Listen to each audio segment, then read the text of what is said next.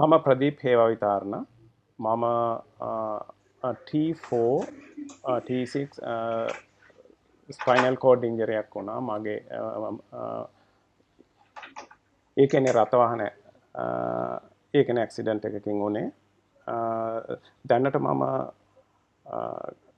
ඇත්ත වශයෙන්ම මේ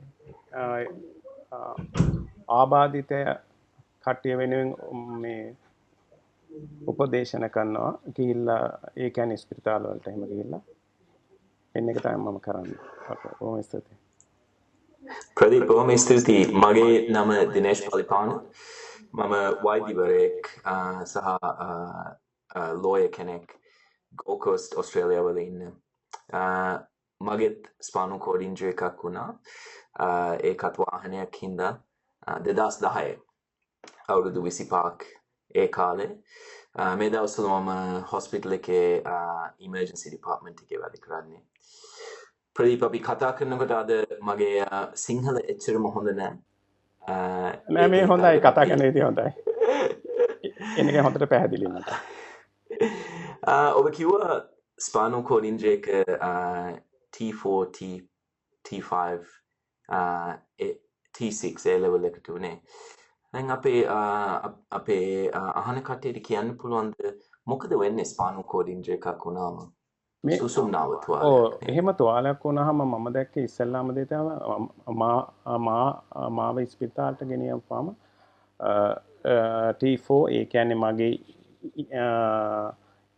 ඉනට පොඩ්ඩක් උඩින් මට පල්ලෙහා සම්පූර්ණම මට ඇල්ලුවටවත් මගේ හැමට තේරෙන්නේ නැහැ මට ඒ කියන්නේ වේදනාව තේරෙන්නේ නැහැ කිසිම දෙයක් තේරෙන්නේ නැහැ ඊට පස්සේ මට ආස 4කින් 5කින් පස්සේ මට ටික ටික ඒ කියන්නේ මගේ ඒ කියන්නේ හැම ස්පර්ශ කරනකොට එතකොට මට තේරෙන්න ගත්තා ඒ වුණාට මට තාම ඒ කියන්නේ ඇවිදින්න බෑ එන්නේ වගේම වෙන මේ කියන්නේ අභ්‍යන්තරයේ තියෙන එක රෝගී තත්ත්ව. මටත් එහෙම තුවාලයක් තමයි වුණා. හැබැයි මගේ තුවාලේ පපුව පහළ මගේ ඇඟිලිත් එෆෙක්ට් වෙලා තියෙන්නේ. අපි කියන්න පුළුවන් ටිකක් දැන් මේ ඔයයි මාගේ ජීවිතේ ගොඩක් වෙනස් වුණා මේ තුවාලයේ පස්සේ. ඔබගේ ජීවිතේ අපේ ඔක්කොටම අපි ජීවිතේ තීරණ ගන්න choices ඒවා ගොඩක් වැදගත් අපේ ජීවිතේ පාලනය කරන්න අපිට. ඔබ මේක වුණාට පස්සේ කොහොමද ඒක කරේ? කොහොමද දැන් අපේ මගේත් වටේම ගොඩක් කට්ටිය ඉන්නවා, පවුලේ ඉන්නවා, අම්මා ඉන්නවා, යාළුවෝ ඉන්නවා. ඇවිදින්න බැරි වුණාම ඒ කට්ටිය ගොඩක් මගේ වටේම හිටියා. තාමත් ඉන්නවා අම්මා එහෙම. කොහොමද ඔබේ ජීවිතය පාලනය කරන්නේ තීරණ ගන්නේ? තීරණ ගන්නේ අගේ දිනේෂ් ඊට වඩා ටිකක් වෙනස්. මොකද මම මේ දේ වුණාට පස්සේ මම අගේ පොඩි ළමයි දෙන්නත් එක්ක මම මේ ඒ කියන්නේ හිටියේ. එතකොට මට ඇත්ත වශයෙන්ම අගේ තීරණ සම්පූර්ණම ඒ කියන්නේ ගන්න වුණා. මොකද මේ රටේ මට ඒ කියන්නේ කිසිම කෙනෙක් නැහැ. ඉන්නේ මගේ පොඩි ළමයි දෙන්න විතරයි. මොකද මම ඒ හින්දා මට මගේ තීරණ සම්පූර්ණයෙන්ම ගන්න වුණා. එන්නේ වගේම එන්නේ දෙන්නගේ තීරණත් ගන්න වුණා. මොකද ඒක මේ මගේ ඇක්සිඩන්ට් එක වෙනකොට මම මේ එන්නේ දෙන්න පොඩි. ඒ හින්දා හැම වෙලාවකම ඒ කියන්නේ තීරණ ගන්න උනේ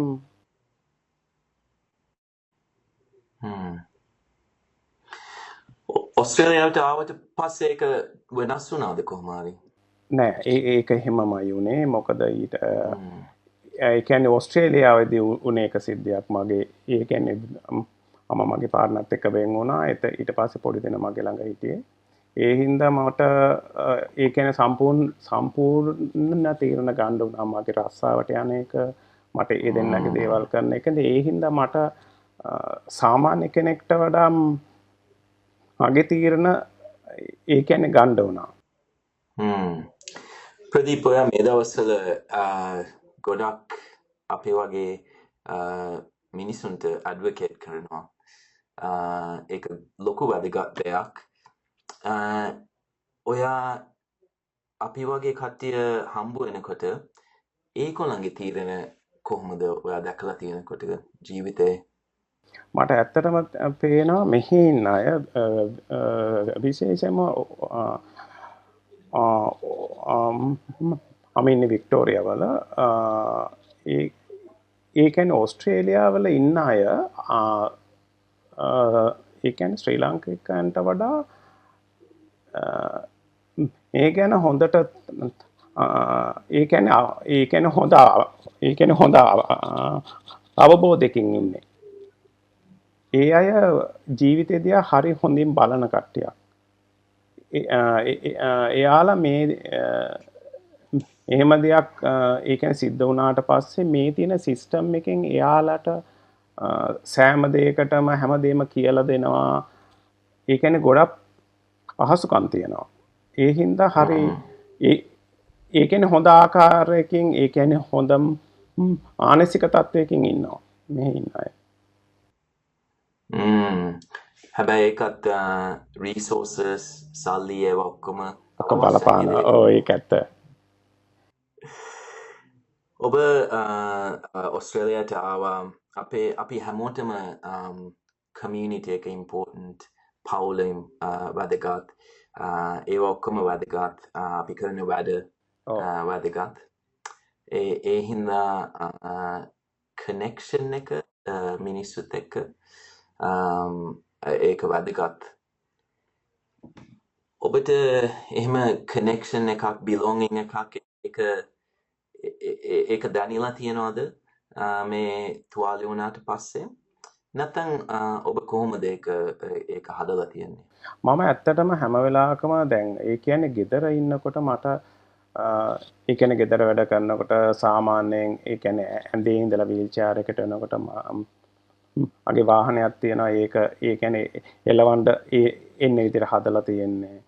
මට ගෙදර ඉන්න වෙලාවට හැම වෙලෙම හිතෙනවා මට මොකද උනේ මගේ වීල් චෙයාර් එකේ ඉන්න ජීවිතේ. ඒ තියෙන අමාරුකම් මට තේරෙනවා. ඒ හින්දා මම හැම වෙලාවකම බලනවා මොනවා හරි දෙයක් කරන්න ගෙදරින් පිටට යන්න. එන්න එක තමයි මම කරන දේ. එහෙම කරලා තමයි මම ඒ කියන්නේ කට්ටියත් එක්ක එකතු වෙලා මගේ ස්වේච්ඡා වැඩ කරන්න මම යනවා එළියට. ඒ වගේ හැම දෙයකටම යනවා. ඒ අතරේ මම ස්පෝර්ට්ස් කරනවා. ඒ කියන්නේ බැඩ්මින්ටන් ගහනවා, සේලින් කරනවා, ස්නෝකලින් කරනවා. ඊට පස්සේ ඒ කියන්නේ ස්විමින් වගේ දේවල් කරනවා. එහෙම ගිහිල්ලා තමයි මගේ කනෙක්ෂන් මම හදාගන්නේ එන්නේ වගේ දේවල් කරා. ඒක ගොඩක් සතුටුයි ඒක අහන්න ප්‍රදීප්. ඔබ වගේ කෙනෙක් හම්බ වෙන එක ගොඩක් සතුටුයි. මම මේ තුවාලේ වෙනකොට මම යුනිවර්සිටි එකේ වෛද්‍යවරයෙක් වෙන්න ඉගෙන ගන්නවා. තුවාලේ වුණාට පස්සේ ගොඩක් කට්ටිය කිව්වා දැන් කවදාවත් ඔයාලට වෛද්‍යවරයෙක් වෙන්න බෑ කියලා. ඔබටත් එහෙම මිනිස්සු මොනවා හරි assumption එකක් තිබ්බද මොනවා හරි කිව්වද වගේ එහෙම assumptions මොනවා හරි ඔබට දැනුණාද මේ තුවාලේ වුණාට පස්සේ? එයාලා කිව්වේ හැම වෙලාවකම අපේ ඒ කියන්නේ බුද්ධ ආගම අනුව එයාලා කියන්නේ අපි ගියාත්මේ කරපු දෙයක් හින්දා තමයි මෙහෙම වෙලා තියෙන්නේ.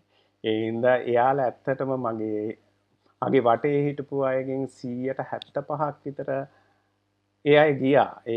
එයාලට තේරුණා ඒ කියන්නේ මම වගේ කෙනෙක් එක්ක ඉන්න එකෙන් ඇත්තට එයාලට මොනවද කියලා අතටන එයාලට තේරෙනවා මගේ ජීවිතේ එතනින් පස්සේ ඉස්සරහට යන්න බෑ කියලා. එයාලා හිතන්නේ දැන් ඔයාට මොනවත් කරන්න බෑ. ඔයාට වෙන්නේ ගෙදරට වෙලා ඉන්න තමයි. අන්න ඒ වගේ මොකද ඉන්දියානු සමාජයේ සිංහල සමාජයේ ඒ කියන්නේ අපි වගේ අය දිහා ටිකක් බොහොම අනුකම්පාවෙන් බලනවා. එයාලා හිතන්නේ අපිට මොනවත් කරගන්න බෑ කියලා. ඒ හින්දා මම ඉතින් සාමාන්‍යයෙන් එහෙම කියන දේවල් ගැන මොනවත් හිතන්න දෙයක් නැහැ. මම මගේ ඉස්සරහට යන එක විතරයි මම කරන්නේ. එහෙම දේවල් මට වුණා. ප්‍රදීප් මට මගේ ජීවිතේ නම් ගොඩක්ම ශක්තිය ආවේ පර්පස් එකක් තියෙනකොට. ඔව්. මම දැන් මේ දවස්වල වෛද්‍යවරයෙක් විදියට වැඩ කරනවා. ඒකට මම ගොඩක් ආදරේ. ඔව්. මිනිස්සුන්ට ගොඩක් ආදරේ. ඔව්. එහෙම පර්පස් එකක් තියෙනවා. ඔබටත් මම දකින විදියට ගොඩක් ජීවිතේ පර්පස් එකක් තියෙනවා. ඔව්. ඔබ අපි වගේ තුවාල වෙන ඉන්න මිනිස්සුන්ට ජීවිතේ වෙනසක් කරනවා හොඳට. ඔබ ගොඩක් ස්පෝර්ට්ස් එහෙම කරනවා. ඒක ගොඩක් සතුටුයි දකින්න. ඒ වගේ පර්පස් එකක් කොච්චර වැදගත්ද? ඒ කියන්නේ ඇත්තටම ජීවිතේට දෙයක් වුණා. අපි ඒක ගැන හිතන්න හොඳ නෑ. ඒ කියන්නේ අපි හැමෝටම දෙයක් සිද්ධ වෙන්න පුළුවන්, හෙට සිද්ධ වෙන්න පුළුවන් ඕනම කෙනෙක්ට. සමහරට ඇක්සිඩන්ට් එකක් වෙන්න පුළුවන්, මේ යන්න පුළුවන්. අනිත් එක අපි ජීවත් වෙන්න ඕනේ, ඉස්සරහට යන්න ඕනේ. ඒ කියන්නේ ජීවිතේන සෑම ප්‍රශ්නයකටම අපි ඒවට මුහුණ දෙන්න ඕනේ, ජීවත් වෙන්න ඕනේ. මම කියන්නේ හොඳින්. ඒ කියන්නේ ඔක්කොටම වඩා හැපිනස් එක වටිනවා මට. එන්න එක තමයි මගේ පර්පස් එක තමයි මේ ජීවිතේ දෙයක් වුණා. මම ඒක ගැන හිතන්නේ නැහැ කවදාකවත්. ඒ කියන්නේ ඉස්සරහට යන එක තමයි මගේ ටාගට් එක උනේ. ඔබයි මයි කතා කරනකොට ඉස්සෙල්ලාම ප්‍රදීප කිව්වා ලංකාවෙන් ඔස්ට්‍රේලියාවට එනකොට අපි හිතන්නේ ඔයා තමයි පළවෙනිම එක්කෙනා ඔස්ට්‍රේලියාවට ආවේ සුසුම්නාව තුවාලයක් එක්ක. ඒක ගැන ටිකක් කියන්න පුළුවන්ද? ඔව් මට කියන්න පුළුවන්. මේ මොකද මම ඔක්කොම ඇප්ලයි කරලා තියෙන වෙලාවේ තමයි මට මේ වගේ මේකක් වුණේ. ඊට පස්සේ මම දන්නවා මම ඇප්ලයි කරනකොට මගේ යාළුවෝ මගේ වර්ක් කරපු අය කිව්වා ඔයාට යන්න මම මෙන්න වීල්චෙයාර් එකකින් ඕස්ට්‍රේලියාවට කීයටවත්. ඒ වුණාට මම දන්නේ ඇයි කියලා. මම දෙයකට ඕනම දෙයකට මම දෙයකට ගියොත් මම ඒකේ එන්ඩ් එකටම යනවා. අවසානයෙන් පස්සට දාන්න බෑ. මම ඒක ඉස්සරහටම යනවා. එන්නේ ඒක තමයි හැටියක් මගේ. එහෙම ගිහිල්ලා තමයි මම මාර මහන්සි වෙලා ඒ කියන්නේ එක්ස්රේ අරගෙන එයාලා මගේ එක විදියට බැලුවා. මට කොහොමද ඇත්තටම එයාලා විශේෂයෙන්ම බැලුවේ මට ස්වාධීනව ඉන්න පුළුවන්ද කියලා. ඒ කියන්නේ ස්වාධීනව ආයි කෙනෙක් කිසිම උදව්වක් නැතුව ආගේ වැඩ ටික කරගන්න පුළුවන් කියන එක. එන්නේ එක මම එහෙදි සම්පූර්ණ ඔප්පු කරලා පෙන්නවා මම. එන්නේ එක තමයි මම ආයේ ඔස්ට්‍රේලියාවට ලොකු වාසනාවක් ඔබ මෙහෙ ආවට මම හිතන්නේ. මම ඉල්ලන්නේ දිනේෂ් ඔක්කොගෙම ජීවිතේ මොකක් හරි වුණොත් ඒක ඒ කියන්නේ ගිය දේ ඉවරයි. ඊට පස්සේ ඉස්සරහ ගැන හිතන්න ඕන. අපි ජීවිතේ එක තැනක ඒ කියන්නේ ස්ටක් කරලා එක තැනක ඉන්න ඕනේ. ඉස්සරහට යන්න ඕනේ. එච්චරයි. ඒක ඇත්ත. ඔබට දැන් අපි ඉවර කරනකොට කියන්න පුළුවන් එක දෙයක් මොනවා හරි එක opportunity එකක් හරි resource එකක් හරි මොකක් හරි එක පණිවිඩයක් අපේ කතාව අහන කට්ටියට කියන්න පුළුවන් එක දෙයක් තියනවද? ඔව් මමගේ එකක් මගේ ජීවිතේ මට කියන්න තියෙන දැනට මම කරනද එන්නේ කියන්නේ හැපිනස් එක ඒ කියන්නේ හොයාගෙන යන්න ඕන. එන්නේ එක එන්නේ නැහැ නිකන් එන්නේ නැහැ. අනිත් එක කිසිම දෙයක් ජීවිතේ ඒ කියන්නේ අතාරින්න එපා. එන්නේ වගේම එක එක්කෙනා කියන දේවල් අහන්න යන්නත් එපා. ඔයාට මෙහෙම වුණා, ඔයා මෙහෙම ඉන්න, ඔයාට මෙහෙම තමයි දැන් ඉස්සරහට එන්න දෙන්නේ. එක ඕනම ප්‍රශ්නයක් ආවොත් මම කියන්නේ දැන් ඔයයි මාගේ වගේ මේ මාබාධිත වෙලා වීල්චෙයාර් වල ඉන්න අයට මම කියන්නේ ඉස්සරහට යන්න.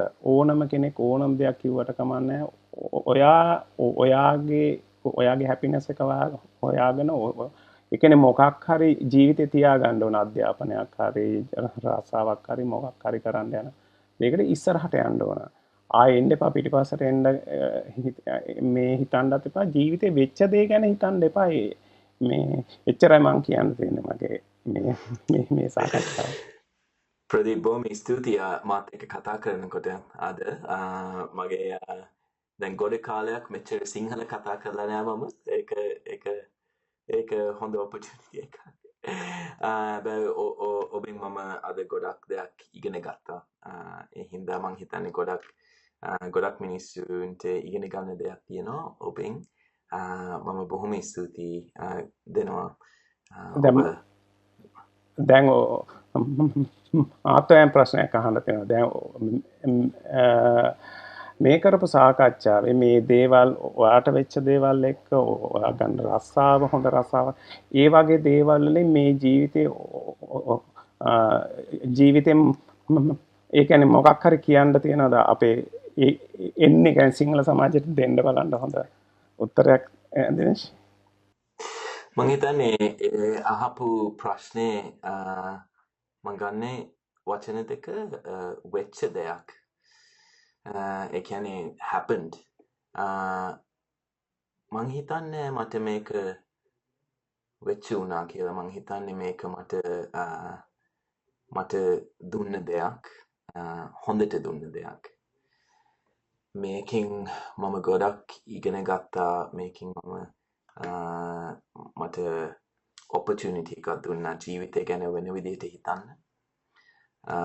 අපි බුද්ධ ආගම ක්‍රිස්තියානි ඒ ඔක්කොම බැලුවොත් ඒ බුදුහාමුදුරන්ටත් ගොඩක් ඉගෙන ගන්න දෙයක් වුණා. එයා බුදු වහන්සේ වෙන්න. ඒ වහන්සේ මම හිතනවා මේක මට දීලා තියන්නේ මොනවා හරි ඉගෙන ගන්න. මම හොඳ වෙන්න. ඒ හින්දා මම හිතන්නේ මට මේක වෙච්ච උන දෙයක් කියලා. මට හොඳට ඒ කියන්නේ ඇත්තටම බුද්ධ ආගමේ විදියට දැන් මට කියන්න තියෙන දැන් ඔයා කියපු දේ සමාන. දැන් මේ තියෙන හැමදේම හිත. ඇත්තම කිව්වොත් හිත තමයි මෙතන තියෙන්නේ. ඒ අර වෙන කියන්න කිසිම දෙයක් නැහැ අපිට. ඒක ඇත්ත ප්‍රදීප්. ඒකෙන් එහෙනම් මට මම ඔබට ආයත් ස්තුති කරනවා. ඔව් මම මාතට ස්තුති කරනවා මෙන්න වීඩියෝ එකට සටහනකට ඇවිල්ලා අපේ දේවල් ෂෙයා කරගත්ත එකට. බොහොම ස්තුතියි. බොහොම ස්තුතියි.